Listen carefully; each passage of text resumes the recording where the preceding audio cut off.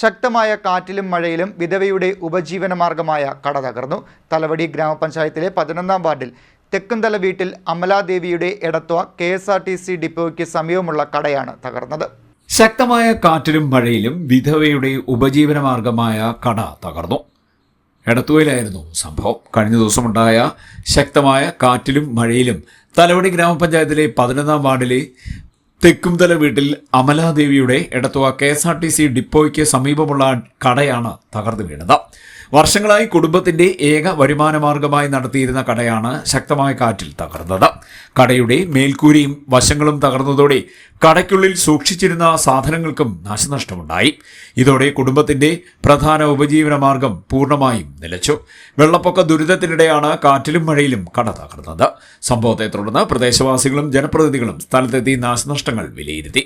കുടുംബത്തിന്റെ ദുരിതം പരിഗണിച്ച് അർഹമായ അടിയന്തര ധനസഹായവും കട പുനർനിർമ്മിക്കുന്നതിനുള്ള സഹായവും ലഭ്യമാക്കണമെന്ന ആവശ്യം ഉയർന്നിട്ടുണ്ട്. കാറ്റും മഴയത്തും വന്ന് വെള്ളം കയറി കിടക്കുമായിരുന്നു. ഒരു 3-4 ദിവസമായിട്ട്. ഇന്നലെ വൈകിട്ടത്തെ കാറ്റിന് ഇത് ഒടിഞ്ഞു വീണു പോയത്. ഞങ്ങൾക്ക് ആകെ കൂടിയുള്ള ഒരു ഉപജീവന മാർഗമാണ്. മറ്റൊരു മാർഗവും ഇല്ല. ജീവിക്കാൻ പറ്റിയ യാതൊരു മാർഗവും ഇല്ല.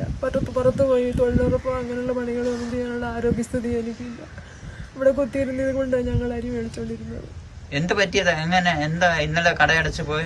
കട ഇന്നലെ ഞാൻ വന്ന് എന്നാലും തുറക്കും, എന്തേലും പഞ്ചാര മേടിക്കാനുള്ള എങ്കിലും പൈസ കിട്ടുമല്ലോ എന്ന് വെച്ചു. അപ്പൊ ഇന്നലെ ഞാൻ തുറന്ന സന്ധ്യയ്ക്ക് 6 മണിയായപ്പോൾ അടച്ചിട്ട് പോകുന്നിടം ഒരു കുഴപ്പമില്ല.